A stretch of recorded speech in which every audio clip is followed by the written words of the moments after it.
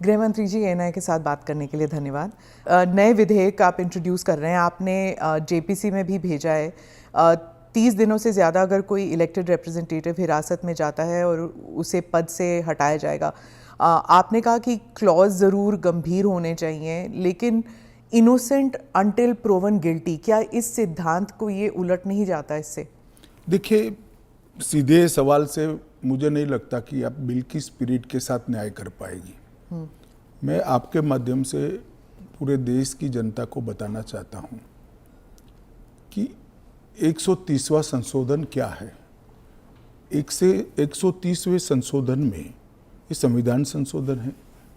इसमें हमने एक प्रावधान किया है कि प्रधानमंत्री, मुख्यमंत्री, भारत सरकार के मंत्री या राज्य सरकार के मंत्री किसी भी गंभीर आरोप में अगर अरेस्ट होते हैं और 30 दिन तक उनको जमानत नहीं मिलती है तो मुख्यमंत्री या प्रधानमंत्री मंत्री के केस में उनको उनके स्थान से मुक्त करेंगे।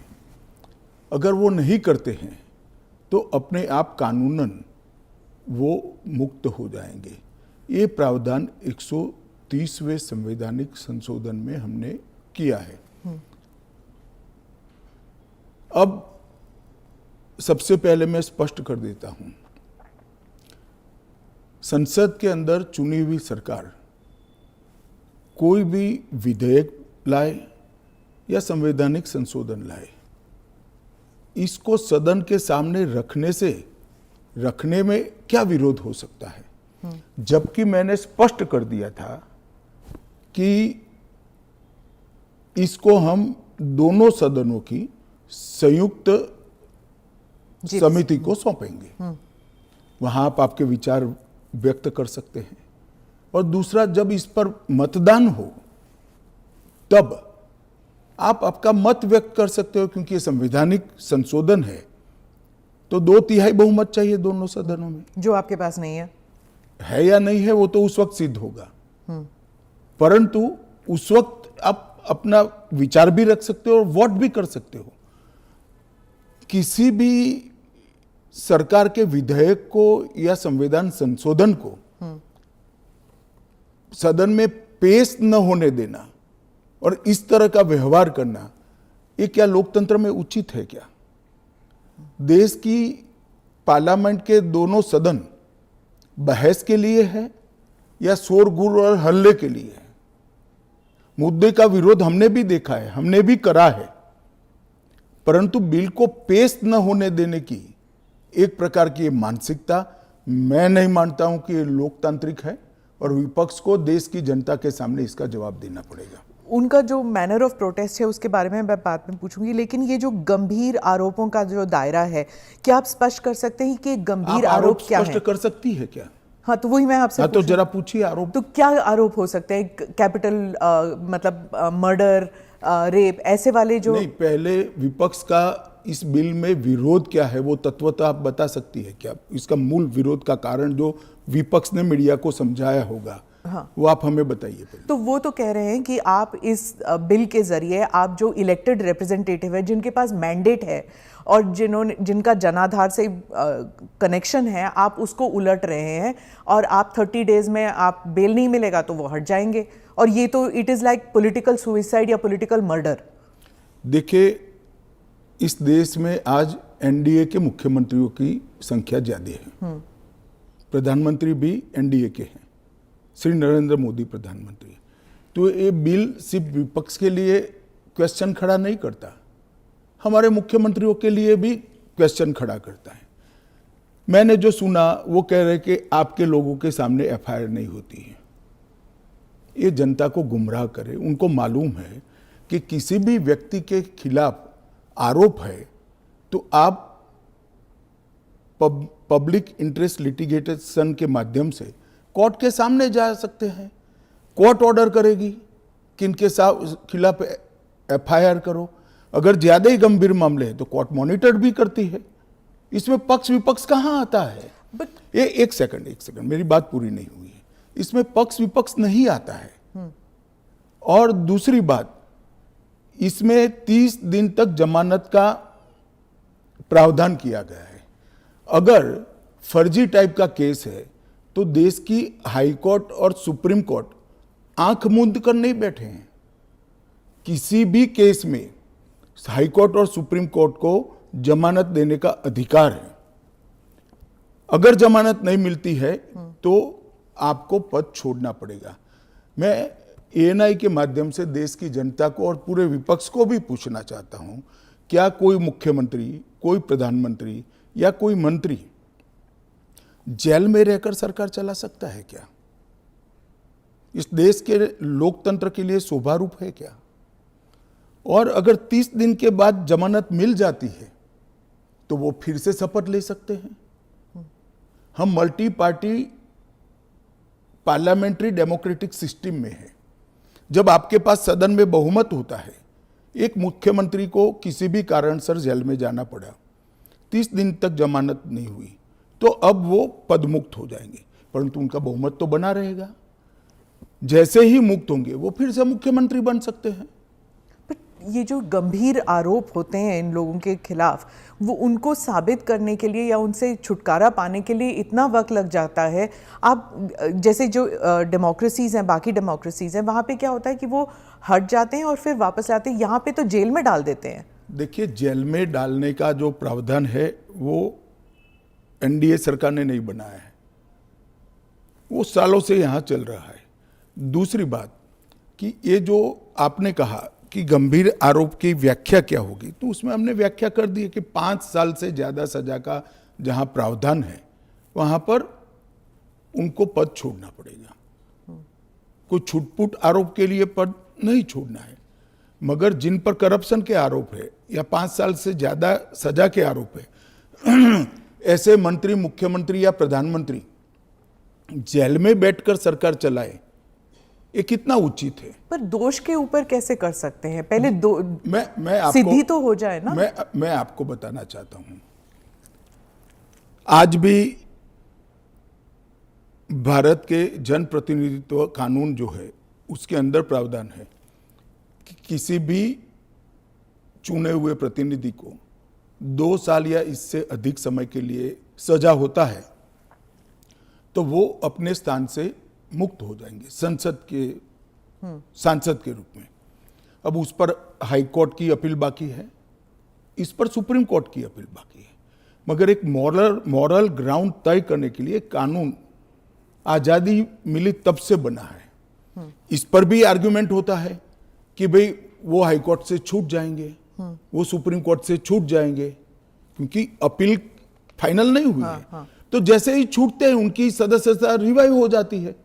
कई सारे लोगों की सदस्यता समाप्त हो गई और तुरंत रिवाइव भी हुई, ऊपर से सजा का स्टे मिलने के बाद। पर इस दौरान उनका राजनीतिक कुछ नहीं होता है ना सर। सत्येंद्र जैन का देख लीजिए, उनके 4 साल कौन लौटाएगा? उनकी जो पॉलिटिकल लाइफ है वो तो खत्म हो गई ना। नहीं, मगर 4 साल तक उनको जमानत नहीं मिला, केस अभी चालू है। हाँ, तो पर उसके बाद सीबीआई का जो रिपोर्ट है वो कोर्ट ने एक्सेप्ट कर लिया ना। आप भयंकर भ्रांति में हो। जिस एफआईआर में वो 4 साल जेल में रहे, वो एफआईआर में क्लोजर रिपोर्ट नहीं भरी गई। क्लोजर रिपोर्ट 2022 के केस में भरी गई। जिन 4 केसों में वो जेल में गए थे और लंबे समय तक रहे, वो 4 केसों में सीबीआई ने चार्जशीट किया है और वो ट्रायल फेस कर रहे हैं। मगर आप पार्टी के प्रोपेगेंडा का आप शिकार हो। सत्येंद्र जैन जी को जिस केसों में लंबा समय जेल में रहना पड़ा, वो सारे के सारे केसों में चार्जशीट हुआ है और वो ट्रायल फेस कर रहे हैं। और अरविंद केजरीवाल जो थे, उनका भी ऐसे ही हुआ था, बेल मिला और फिर उसके बाद वो वापस आ गए। क्या यही होने वाला है हर नॉन बीजेपी चीफ मिनिस्टर के साथ? तो आप मुझे एक बात का जवाब दीजिए, नॉन बीजेपी बीजेपी छोड़ दीजिए, दोनों के लिए समान कानून है, परंतु किसी ने भी जेल से सरकार चलानी चाहिए क्या? आजादी से अब तक कई सारे नेता जेल में गए, कई सारे मुख्यमंत्री भी गए, मंत्री भी गए, और सब ने इस्तीफा देकर जेल में गए। अभी अभी एक ट्रेंड शुरू हुआ कि जेल में जाने के बाद भी इस्तीफा नहीं देना। ढेर सारे ऐसे लोग हैं जिन्होंने इस्तीफा दिया।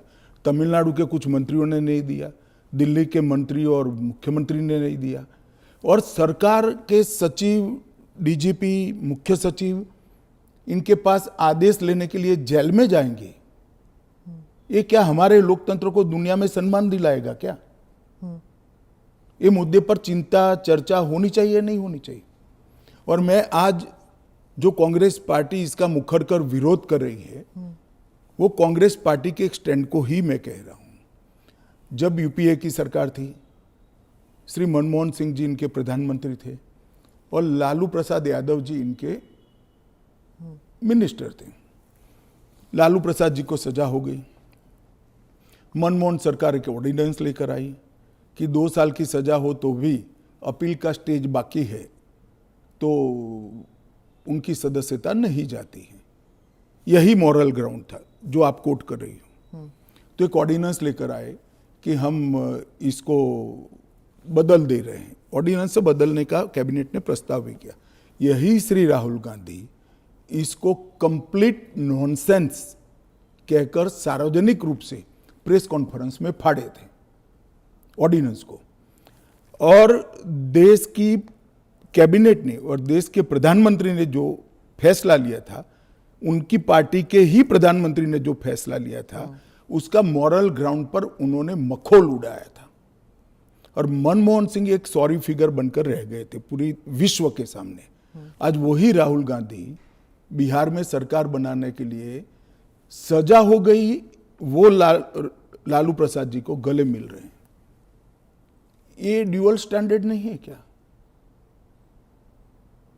ये शोभा देता है क्या? 3 चीजों से ये सारे आरोप खारिज हो जाते हैं। एक तो प्रधानमंत्री जी ने स्वयं अपने आप को इसमें डाला है। एक जमाने में कांग्रेस 39वां संविधान, प्रधानमंत्री ने डाला है, पहले नहीं थे क्या प्रधानमंत्री? ना, पहले तो प्रोविजन ही नहीं था। तो जब कानून ड्राफ्ट हो रहा था तो उन्होंने खुद डाला अपना? हाँ, खुद डाला है। पहले 39वां जो संशोधन था, इसमें इंदिरा जी उपराष्ट्रपति, राष्ट्रपति के साथ साथ खुद को भी इनके खिलाफ कोई वैधता नहीं रहती है चुनावी मुकदमों का एक संविधान संशोधन लेकर आई थी। वो खैर कांग्रेस पार्टी और श्रीमती इंदिरा गांधी की नैतिकता का सवाल है। नरेंद्र मोदी जी अपने खिलाफ खुद संविधान संशोधन लेकर आए हैं कि प्रधानमंत्री भी जेल में जाएगा तो उसको इस्तीफा दे देना पड़ेगा। पर इससे एक एक्स्ट्रा जुडिशियल पावर कह लीजिए जो भी एक अधिकारी को नहीं मिल जाता कि प्रधानमंत्री से भी ज्यादा सीनियर हो जाता है वो? जी, आप ऐसे बात करिए जिसमें जैसे इस देश में कोई कोर्ट ही नहीं है। पर कोर्ट में डिलेज होते हैं ना सर? ये कानून आने के बाद नहीं होंगे, क्योंकि कोर्ट को तुरंत इंटरवीन करना पड़ेगा। किसी चुने हुए प्रतिनिधि को खारिज करने का प्रावधान हुआ है। मैं तो उल्टा कहता हूं, इससे यस और नो जो होना है वो जल्दी हो जाएगा।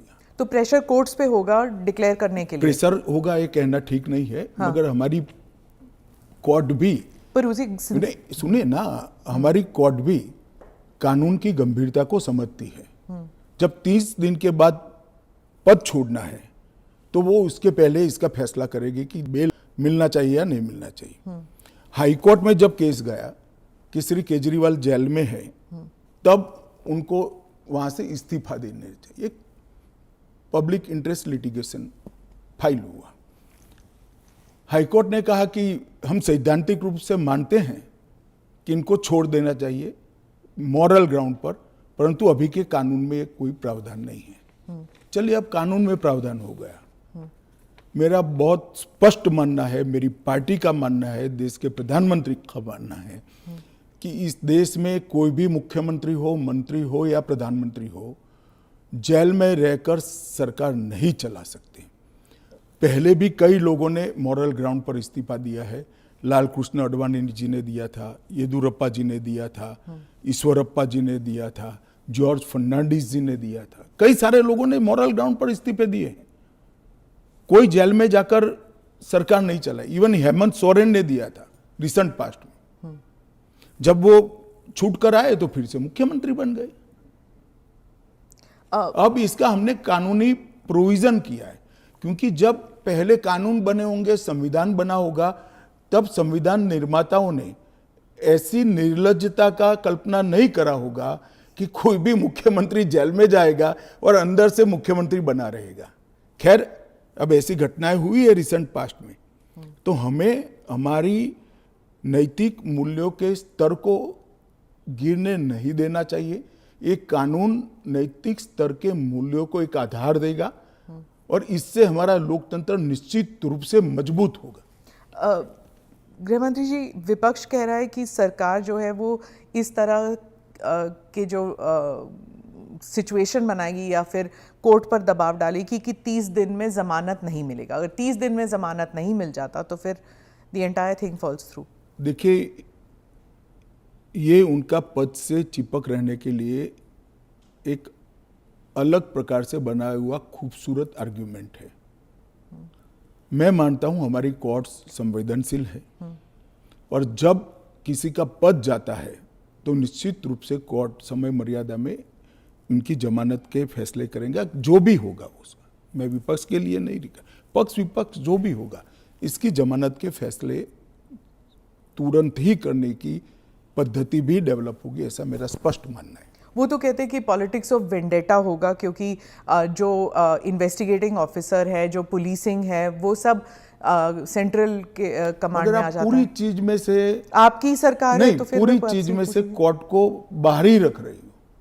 तो कोर्ट जाने से पहले इन्वेस्टिगेशन भी तो होगा ना। इन्वेस्टिगेशन तो पुलिस के हाथ में। मैं समझ गया, इन्वेस्टिगेशन हो गया, गलत हुआ, मान लीजिए आरोप भी मान लीजिए, अरेस्ट भी गलत हुई, तो 30 दिन में कोर्ट कहेगा अरेस्ट गलत है। और वेंडेटा की बात कांग्रेस पार्टी कर रही है, इनको शोभा नहीं देता जी। पर ये फिर वही पॉलिटिक्स की बात हो गई ना, क्योंकि आप कह रहे हैं कि इतने सारे राज्य हैं जहां पर बीजेपी के चीफ मिनिस्टर्स हैं, लेकिन वो तो टारगेट में नहीं होंगे। वो तो कह रहे हैं कि जहां पर बीजेपी की सरकार नहीं है वहां के चीफ मिनिस्टर्स को आप टारगेट बनाएंगे, खासकर ये जो इंडिया अलायंस के जो चीफ मिनिस्टर्स हैं। देखिए, मैं अभी भी कहता हूं कि भारतीय जनता पार्टी और एनडीए शासित जो राज्य हैं वहाँ कोई भी करप्शन या हमारे मंत्री या मुख्यमंत्री के खिलाफ केस है, उनका आरोप मान लीजिए, मानने के लिए ये फर्जी आरोप है, मगर एक सेकंड के लिए मान लीजिए कि कानून का काम नहीं करेगा, तो कोई भी व्यक्ति कोर्ट के सामने जा सकता है और कह सकता है कि इनके सामने एफआईआर दर्ज करने का आदेश दीजिए। और जब उनकी सरकार थी और वो ऐसा करते थे, तब बहुत सारी जांच कोर्ट के आदेशों से शुरू हुई है। यूपीए 2 में कम से कम 12 केस में गिना सकता हूं जहां कोर्ट के ऑर्डर से सीबीआई की जांच हुई है और सारे लोग फंसे हैं। पर वो उस टाइम तो उनकी सरकार थी, अभी आपकी सरकार है। वो कह रहे हैं कि चाहे डीएमके हो या आम आदमी पार्टी हो, आप सबके नेताओं को आप जेल में डाल देंगे। ऐसे नहीं हो सकता है, ये संभव ही नहीं है, क्योंकि कोर्ट तुरंत इंटरवीन करेगी अगर इसके अंदर एफआईआर के अंदर या अरेस्ट के अंदर तत्व नहीं है तो अरविंद केजरीवाल का उदाहरण भी देते हैं कि इस प्रावधान के अनुसार अगर उन्हें जमानत 30 दिन के भीतर ना मिलती तो वो भी वहीं पे पड़े रहते, जेल में पड़े रहते, और उनको फिर वो चीफ मिनिस्टर पद से भी हटा जमानत दिया। उनको एक कानून आया ही नहीं था, फिर भी मिल गई थी। हाँ, मगर इतना जरूर होता, अगर वैसे ही अगर ये कानून होता तो उनको इस्तीफा दे देना पड़ता, वो जो मैं मानता हूं कि देना चाहिए। बाहर निकलकर जब पब्लिक विरोध करने लगी तो उन्होंने दे भी दिया, मॉरल ग्राउंड पर ही दिया। अब कानूनन देना पड़ेगा, इतनी ही बात है। तो चुनाव फेस करने के पहले उन्होंने मॉरल ग्राउंड पर इस्तीफा देकर आतिशी जी को दिल्ली की मुख्यमंत्री, क्योंकि जैसे ही घूमने लगे पब्लिक ने सवाल करे। आपने कहा कि आप जीपीसी में भेजने वाले हैं, लेकिन ऑपोजिशन जो कह रहे हैं, जैसे टीएमसी जो फोर फ्रंट पे है ऑपोजिशन में, इसमें इस मामले में वो कह रहे हैं कि वो जेपीसी का हिस्सा बनेंगे ही नहीं, वो बॉयकॉट कर देंगे। फिर क्या होगा? नहीं, क्या होगा तो हम क्या कर सकते हैं? तो फिर वो कानून ले आएंगे फिर। तो उनको कौन ना बोल रहा है कि आप मत बनो, क्योंकि हम कह ही रहे हैं कि आप बनिए। आप अगर पार्लियामेंट चलाने के जो नियम बने हैं वो नियम को भी स्वीकार नहीं करोगे और आप कहोगे कि हमारी इच्छा है वही फाइनल हो, भले हम विपक्ष में हैं, ऐसे नहीं हो सकता। सरकार उनको मौका दे सकती है, अगर वो मौके का स्वीकार नहीं करते हैं तो हम क्या कर सकते हैं? हम तो रिसीविंग एंड पर हैं। क्योंकि वो रिसीविंग एंड पे हैं आप। निश्चित रूप से अगर जेपीसी बनाने का निर्णय होने के बाद भी वो जेपीसी का बहिष्कार करते हैं तो सरकार के पास विकल्प क्योंकि क्या वो होगा? कह रहे हैं कि आप सिर्फ उनका स्टैंप चाहते हैं, ये तो संविधान की हत्या है ये बिल। ऐसा नहीं है। जेपीसी में अनेक साक्ष्य बुलाए जाते हैं, सार्वजनिक जीवन के भी बुलाए जाएंगे। आप एप्लीकेशन करोगी तो आपको भी बुलाएंगे, आपका रिकॉर्ड होता है और वो सारे दलीलों का, साक्ष्यों के दलील का काट कर रिपोर्ट तैयार होता है और वो रिपोर्ट के आधार पर बिल को बदला जाता है। तो पूरी पार्लियामेंट की संवैधानिक प्रक्रिया को ही सिरे से खारिज कर दें। फिर तो आप ऐसे भी कह सकते हो कोई भी कानून हम पास नहीं होने देंगे, हम विरोध करेंगे। कि महत्वपूर्ण बिल है, सभी पार्टियों के सदस्यों की राय पार्टी से कंसल्ट कर एक कंसीडर्ड राय जेपीसी के सामने आनी चाहिए। और अगर जेपीसी नहीं आता, अगर वो बहिष्कार करते हैं, तब क्या होगा? तो कुछ नहीं होगा, जेपीसी अपना काम करेगी। तो कैसे काम करेगी? अगर बहिष्कार कर रहे हैं तो फिर तो पूरे ऑपोजिशन के बगैर तो मौजूदा लोग काम करेंगे। कल को आप अगर ऑपोजिशन अभी से लेकर 4 साल तक कोई काम में सहयोग नहीं होता है, देता है, तो देश नहीं चलेगा क्या? स्मिता जी, ऐसे नहीं चलता है। हम इतना ही कर सकते हैं कि उनको बोलने का मौका दे, उनको बात रखने का मौका दे। अगर वो अपनी बात रखना ही नहीं चाहते हैं, अगर बोलना ही नहीं चाहते हैं, तो देश की जनता भी तो देख रही है ना चीजों को। विपक्ष का यही कहना है कि आप हमेशा कह रहे हैं, इस बिल को लेकर कह रहे हैं कि जुडिशरी डिसाइड करेगा, जुडिशरी। लेकिन जुडिशरी में सारे केसेस इतनी लंबे तौर पर विलंबित होती हैं, नहीं चलते हैं। और एक सेकंड, जुडिशरी में बेल के केस कभी भी, मेरे अलावे किसी भी बेल का केस सुप्रीम कोर्ट में 5 दिन से ज्यादा नहीं चला है। पर ये इरिवर्सिबल हो गया ना, ये जो केसेस हो जाते हैं, अगर उनको पद छोड़ना पड़े तो ये इरिवर्सिबल होगा ना। जमानत मिलने के बाद वो फिर से ले सकते हैं। हमारा इतना ही है कि जमानत नहीं होती तब तक आप जेल से सरकार नहीं चला सकते। तो चलो, जमानत मिलने में 30 की जगह 40 दिन हुआ, तो 40 दिन के बाद आप शपथ ले सकते हो। इसमें कोई जुडिशियल प्रोविजंस हैं क्या इस बिल में कि थोड़ा बहुत एटलीस्ट सुरक्षित महसूस करे? यही सबसे बड़ा सुरक्षित महसूस करने का कारण है कि 30 दिन के बाद अगर आप इस्तीफा देते हो, उसके बाद में आपको जमानत मिलती है, जब चार्जशीट हो जाए वगैरह वगैरह, और जमानत अगर मिलती है तो आप शपथ ले सकते हो। इससे असुरक्षित होने का कोई भाव रखने का कारण नहीं। नजरिए में आप ऑलरेडी गिल्टी साबित हो गए ना, अगर आपको इस्तीफा देना है, फिर से इलेक्शन लड़ना है। ऐसा है, इसके पहले कितने स्टेज आते हैं पहले आप जान लीजिए। सबसे पहले एफआईआर होती है, और सीबीआई है तो पीई होती है, प्रिलिमिनरी इंक्वायरी होती है। एफआईआर होती है, एफआईआर पर आप स्टे ले सकते हो। हाँ। उसके बाद में आपकी पूछताछ होती है, इस पर भी स्टे ले सकते हो। इसके बाद में आपका समन निकलता है, उसके बारे में भी आप स्टे ले सकते हो, और अरेस्ट पर भी स्टे लेते हो, और अरेस्ट होती है तो फिर जमानत के लिए अप्लाई भी कर सकते हो।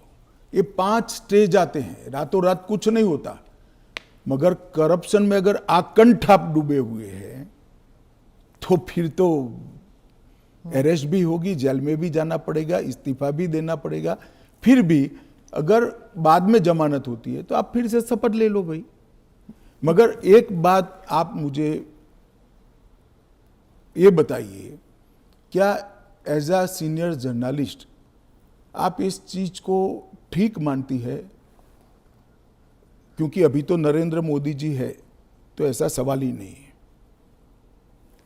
परंतु कभी भी देश का प्रधानमंत्री जेल में जाए तो जेल से देश का प्रधानमंत्री सरकार चलाए, वो ठीक मानती है क्या आप? देश का मुख्यमंत्री जेल में रहकर सरकार चलाए, वो ठीक मानते हैं क्या आप? क्या इस देश में ऐसी मान्यता है कि जो व्यक्ति पद पर बैठा है इसके अलावा देश चलेगा ही नहीं? भाई, आपके दल का बहुमत है, आपके दल का कोई अलग व्यक्ति आकर शासन चलाएगा। जब आपका बेल हो जाए आप जरूर चले जाइए वहां पर। मगर हमने कोई एक लेवल रखना है। फिर तो 2 साल के बाद सदस्यता भी क्यों जानी है? क्योंकि ऊपर अपील का अधिकार है, वो निर्दोष छूट सकते हैं। क्यों जानी चाहिए 2 साल? और वो कांग्रेस के समय में प्रावधान हुआ है कि अगर 2 साल से ज्यादा सेशन कोर्ट्स में जेल होती है, 2 साल से ज़्यादा समय के लिए कैद का ऑर्डर होता है, तो आपकी सदस्यता अपने आप समाप्त हो जाती है। गृहमंत्री जी, मॉनसून सेशन में हमने देखा कि विपक्ष ने आप पर भी आरोप किया कि आप भी जेल गए थे, आप पे भी आरोप हुआ था। तो जब उन्होंने ऐसा कहा, आपने कहा कि मुझे नैतिकता के बारे में कांग्रेस से नहीं सीखना, उस बारे में आप बताएंगे हमें कुछ? जरूर बताऊंगा। मैंने इसलिए कहा था कि मेरे पे आरोप लगा और जैसे ही मुझे समन आया, अरेस्ट छोड़ दीजिए, सीबीआई ने मुझे समन किया, मैंने दूसरे ही दिन इस्तीफा दे दिया था। अरेस्ट तो मेरी बाद में हुई। जैसे ही सीबीआई ने मुझे समन किया था, मैंने दूसरे ही दिन इस्तीफा दिया था और केस चला और केस में जजमेंट भी आया कि ये पॉलिटिकल वेंडेटे का केस था और मैं पूर्णतया निर्दोष हूं। पर वो तो बाद में आया था एक ना? सेकंड, 2016। एक सेकंड सुनिए ना। हाँ। एक सेकंड, वो जजमेंट बाद में आया। बेल मेरी पहले हो गई थी, बेल मेरी पहले हो गई थी और वो जजमेंट ऐसा आया कि कंप्लीटली पॉलिटिकल वेंडेटा के केस है, कहीं पर दूर दूर तक मेरा इस केस में इन्वॉल्वमेंट नहीं है और मुझे शंका के आधार पर बरी नहीं किया गया था। मेरे सामने के केस को खारिज किया गया था और मुझे बेल मिल गया था 96वें दिन पर। फिर भी मैंने फिर से शपथ लेकर गृह मंत्री नहीं बना था। इतना ही नहीं, जब तक मैं कंप्लीटली मेरे सामने के सारे आरोप क्वाश नहीं हुए, तब तक मैंने किसी भी संवैधानिक पद पर शपथ नहीं ली थी। तो मुझे क्या विपक्ष नैतिकता के पाठ पढ़ाता है? इन लोगों ने इंदिरा जी के समय में प्रयास किया कि प्रधानमंत्री को शील्ड किया जाए और आज भी ये प्रयास कर रहे हैं कि अगर कभी जेल में जाना पड़े तो हम आराम से जेल से सरकार बनाएंगे, जेल को सीएम हाउस पीएम हाउस बनाएंगे और वहां जाकर डीजीपी जेल से ऑर्डर लेंगे, चीफ सेक्रेटरी जेल से ऑर्डर लेंगे, भारत सरकार के कैबिनेट सेक्रेटरी जेल से ऑर्डर लेंगे, भारत सरकार के गृह सचिव जेल से ऑर्डर लेंगे। इस तरह से देश चलेगा। और ये कल्पना ही मैं तो, मेरी पार्टी और मैं दोनों सिरे से खारिज करते हैं कि जो व्यक्ति बैठा है इसके बगैर इस देश का शासन नहीं चल सकता और इससे किसी का भी बहुमत पार्लियामेंट में या विधानसभा में प्रभावित नहीं होगा। एक सदस्य जाएगा, आपकी ही पार्टी के दूसरे साथी सरकार चलाएंगे और आप जब जमानत प्राप्त कर लोगे तो आप आकर फिर से शपथ कर सकते हो। इसमें आपत्ति क्या है? अमित शाह जी, आप बार बार जुडिशरी का हवाला देते हैं, लेकिन उस वक्त भी जस्टिस आफ्ताब आलम आपके घर आए थे आपसे सिग्नेचर लेने के लिए कि आप गुजरात से बाहर चले जाएंगे। ना, ऐसा नहीं हुआ है। आफ्ताब आलम साहब कभी मेरे घर पे आए नहीं है, ऐसी जरूरत भी नहीं पड़ी है। इन्होंने यहाँ रविवार के दिन स्पेशल कोर्ट बिठाकर मेरी बेल एप्लीकेशन को सुना और रिजेक्ट किया? ना, रिजेक्ट नहीं किया। इन्होंने कहा कि मुझे लगता है कि अमित शाह गृह मंत्री रहे, वो साक्ष्य को प्रभावित कर।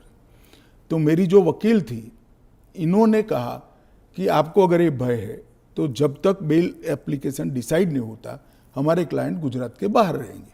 वो मैंने स्टेटमेंट किया है। 2 साल आप बाहर रहे? हाँ, 2 साल में बाहर रहा, निश्चित रूप से बाहर रहा, क्योंकि 2 साल भारत के इतिहास में कभी भी किसी की बेल एप्लीकेशन 2 साल नहीं चली है। आलम साहब की कृपा से मेरी बेल एप्लीकेशन 2 साल चली। ज्यादा से ज्यादा बेल एप्लीकेशन 11 दिन तक चली है। आपने उस वक्त पहले भी जिक्र किया था अडवाणी जी के ऊपर कि उन्होंने भी इस्तीफा दिया था। जी, कहा था अडवाणी जी ने इस्तीफा दिया था। ढेर सारे हमारे कार्यकर्ता, मदन लाल खुराना वगैरह सारे, सभी ने दिया था। कि जब तक, अरे अभी हेमंत सोरेन जी ने दिया था। अब ये तो एक नया संस्कृति आया अभी। विगत 2 साल पहले ऐसा केस ही नहीं था कोई। सभी लोगों पर आरोप लगते थे, सब लोग इस्तीफा दे देते थे, बरी होकर राजनीति शुरू करते थे। तमिलनाडु के कुछ मंत्रियों ने इस्तीफा नहीं दिया, दिल्ली के मंत्री और मुख्यमंत्री ने इस्तीफा नहीं। और अगर इस तरह से इस समाज जीवन का, नैतिकता का स्तर आप राजनीति का और समाज जीवन का नीचे ले जा रहे हैं, इससे हम सहमत नहीं हैं। और अगर मैं अब पूछता हूं, आप मुझे पूछ रही हैं, तो लालू जी के वो ऑर्डिनेंस फाड़ने का, लालू जी के बचाने के लिए जो ऑर्डिनेंस मनमोहन सिंह लाए थे, वो ऑर्डिनेंस को फाड़ने का राहुल गांधी का औचित्य क्या था? तो अगर उस दिन वो मोरालिटी थी तो आज नहीं है क्या? क्योंकि आप लगातार 3 चुनाव हार चुके हो। मोरालिटी के स्टैंडर्ड्स चुनाव के जय पराजय के साथ जुड़े नहीं है। मोरालिटी के स्टैंडर्ड सूर्य और चंद्र की तरह हमेशा अपनी जगह पे स्थिर रहने चाहिए। तो क्या आप कह रहे हैं कि राहुल गांधी कॉम्प्रोमाइज हो गए हैं आरजेडी के लिए? नहीं, मुझे कहने की कहाँ जरूरत है। उनके 2 चीजों को वो कैसे जस्टिफाई करेंगे? मैंने तो आज पूछ लिया, आप इनका इंटरव्यू कर पूछ लो उनको। तो आपके जो एनडीए के जो पार्टीज हैं, क्या वो सब सहमत है इस जी सर, बिल को लेकर? सब चंद्रबाबू सहमत। नायडू, नीतीश कुमार, सब सहमत है। सब आप पर इस मॉनसून सेशन में वो इतने आगे तो नहीं आए आपको डिफेंड करने के लिए, आप अकेले नजर आए। नहीं, आगे आने का मौका ही नहीं आया, बहस ही नहीं होने दी। जब जेपीसी होगी, जब बहस होगी और फिर पार्लियामेंट में बहस होगी तो सभी दल अपना अपना पक्ष रखेंगे। फिर आप पर पर्सनल अटैक हुआ, माइक हाथ में पकड़ा। देखिए, पार्लियामेंट किस तरह से चलनी चाहिए वो अकेला सत्ता पक्ष तय नहीं कर सकता। किसी भी बिल के लिए या संवैधानिक संशोधन के लिए स्वस्थ बहस का वातावरण अगर विपक्ष नहीं बनाता है तो देश की जनता देख रही है कि ये पद्धति ठीक है क्या। इस बिल पर जब तय था कि बिल अभी पारित नहीं होना है, जेपीसी में जाना है, मैंने बीच में ही खड़े होकर इसकी घोषणा कर दी थी, तो विपक्ष इस बिल पर अपना विचार रख सकता था या नहीं रख सकता, मुझे जवाब देना पड़ता। फिर तो बिल जाता जेपीसी में, उस दिन पास नहीं होना था। मैंने पहले ही घोषणा कर दी थी कि इस बिल को सरकार ने तय किया है कि ये जेपीसी में जाएगा। दोनों सदन का जेपीसी बनेगा। 21 सदस्य लोकसभा के होंगे, 10 सदस्य राज्यसभा के होंगे, 31 सदस्य प्रोरेटा सभी दलों से आएंगे। क्या ये बिल पास हो जाएगा? मुझे तो विश्वास है हो जाएगा। कांग्रेस पार्टी में ही और विपक्ष में ही कई लोग ऐसे निकलेंगे जो मोरालिटी का सपोर्ट करेंगे, मोरल ग्राउंड को बनाए रखने के लिए सपोर्ट करेंगे। और कब तक, कोई सीमा है, टाइम फ्रेम है? ये जेपीसी के अध्यक्ष जो बनेंगे उस पर निर्भर होगा। वो जब चर्चा समाप्त करेंगे तुरंत हम तो अगले सप्ताह में ले आएंगे। ऑपोजिशन कहती है कि जो पार्लियामेंट के अंदर सीआईएसएफ को लगाया गया है, इसकी वजह से लेजिटिमेट प्रोटेस्ट नहीं हो पा रहे और वो फोर्सिबली लोगों को बाहर किया जाता है जब प्रोटेस्ट करते हैं तो वेल ऑफ द हाउस से। पहली एक बात की स्पष्टता आप समझ लीजिए, पार्लियामेंट के अंदर कोई भी फोर्स पार्लियामेंट की और गृह के अंदर सदन की सुरक्षा में वो स्पीकर के अधीन होती है। इसमें फोर्स का महत्व नहीं होता है। पहले भी दिल्ली पुलिस के जवान थे, अब सीआईएसएफ मार्शल्स थे ना पहले। तो वही मार्शल्स होते हैं, आज भी मार्शल्स ही है। वो जैसे ही संसद की सुरक्षा विंग में आते हैं वो सीआईएसएफ या दिल्ली पुलिस के जवान नहीं रहते, वो मार्शल माने जाते हैं और वो स्पीकर के तहत होते हैं। मार्शल सदन के अंदर तभी प्रवेश करते हैं जब स्पीकर उनको ऑर्डर करे। एक बात, ये जो बदलाव हुआ है वो एक बड़ी दुर्घटना हुई थी। कुछ वामपंथी लोगों ने संसद के अंदर स्प्रे किया था, कलर स्प्रे किया था। उस वक्त लोकसभा स्पीकर ने एक कमेटी बनाई और वो कमेटी में गृह सचिव भी थे, लोकसभा के सेक्रेटरी जनरल थे, राज्यसभा के सेक्रेटरी जनरल थे और कई लोग थे। उन्होंने मिलकर ये तय किया कि किसी ने किसी एक सीएपीएफ ने स्पेशल संसद की सुरक्षा के लिए ट्रेनिंग किया हुआ एक दस्ता बनाया जाए, जो दस्ता संसद सभ्यों की गरिमा, पार्लियामेंट्री प्रोसीडिंग की गरिमा और संसद की सुरक्षा तीनों का समायोजन कर काम कर पाए। और तब यह तय हुआ कि सीआईएसएफ के अंदर पार्लियामेंट की सुरक्षा के लिए एक स्पेशल दस्ता बनाया जाएगा। जो पहले दिल्ली पुलिस के लोग मार्शल के रूप में आते थे, उसी तरह से मार्शल के रूप में सभापति और स्पीकर के अंतर्गत काम करेंगे। पर ये एक सेकंड, वो संसद की बाहरी सुरक्षा को भी सुनिश्चित करते हैं और आंतरिक मार्शल का काम भी वो करते हैं, क्योंकि संसद के अंदर हथियार ले जाने की अनुमति किसी भी सुरक्षा कर्मी को नहीं है। पर ये पैरामिलिट्री हो जाता है ना ट्रेनिंग उनकी। दिल्ली पुलिस क्या होता है, वो भी पुलिस होता है, वो भी मेरे ही अंडर आता है। इनको बहाना चाहिए और वो एक प्रकार की भ्रांति जनता में खड़ी करना चाहते हैं, मगर वो निश्चित रूप से सफल नहीं होंगे, क्योंकि जनता से सीधा इंटरेक्शन उनसे कई गुना ज्यादा हमारा है। हम जनता से बात करते हैं, ऐसे ही आकर यहाँ नहीं बैठ गए हैं। मगर 3 चुनाव हारने के बाद मुझे लगता है फ्रस्ट्रेशन का जो लेवल है, वो सामान्य विचार विवेक जो होता है वो गवा बैठा है। पर वो राहुल गांधी कहते हैं कि लोगों के बीच तो वो जाते हैं, ट्रक ड्राइवर के बीच जाते हैं, खेतों में वो चाह रहे हैं, आप लोग तो नहीं जाते हैं। ऐसा है कि मैनेज कर कार्यक्रम करना और जनसंपर्क करना, दोनों के बीच में बड़ा फर्क है।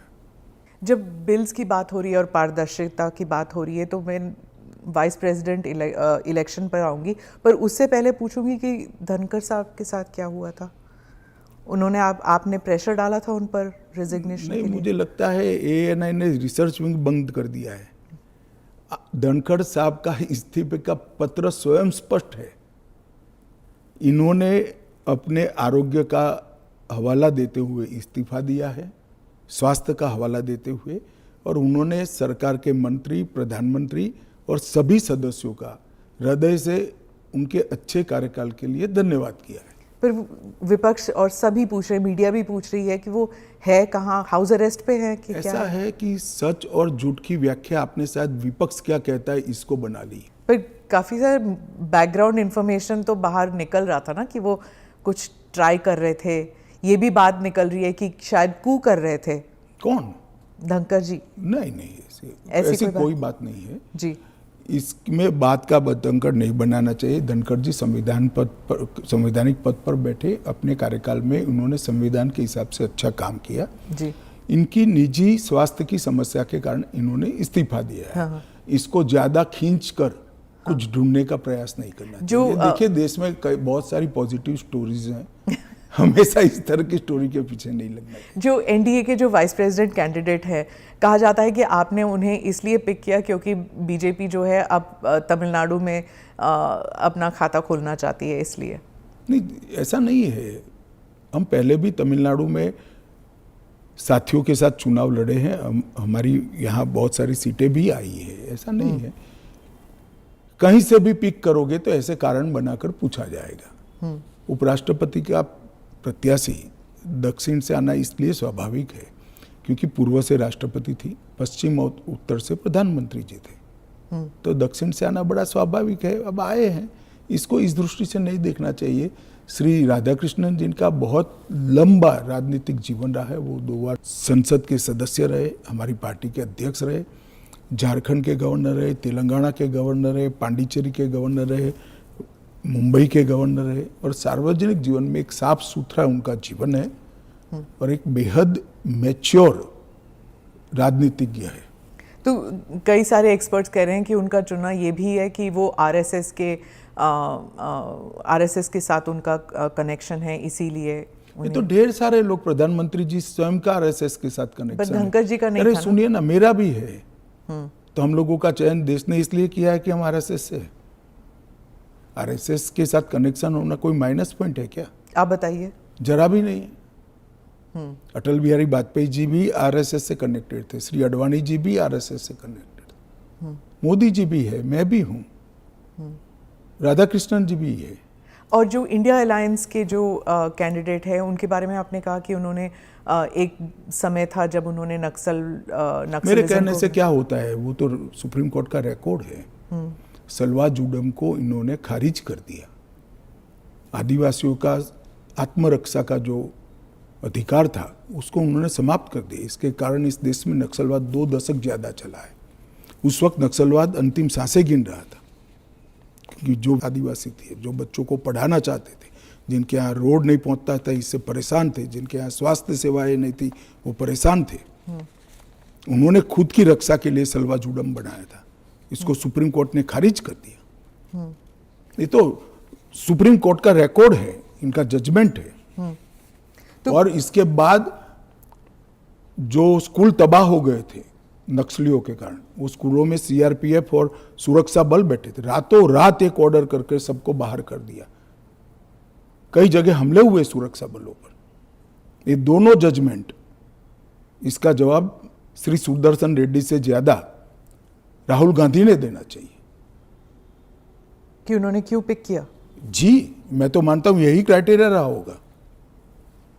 नक्सल को सपोर्ट करने के लिए? नहीं, वामपंथी विचारधारा, और इसलिए ये जजमेंट से निश्चित रूप से नक्सल प्रोटेक्ट हुए हैं। तो क्या वाइस प्रेसिडेंट इलेक्शन भी अब it will be polarising factor? पहले भी नहीं होता। पोलराइजेशन क्या है? जब आप इतना बड़ा आरोप लगा रहे हैं कि और पोलराइजेशन अगर होगा भी तो किस मुद्दे पर होगा? देश की सुरक्षा के मुद्दे पर होगा। मैं मानता हूं देश की सुरक्षा पर सांसदों ने विचार करना चाहिए या नहीं करना चाहिए। ANI के साथ बात करने के लिए धन्यवाद। आपका धन्यवाद। धन्यवाद।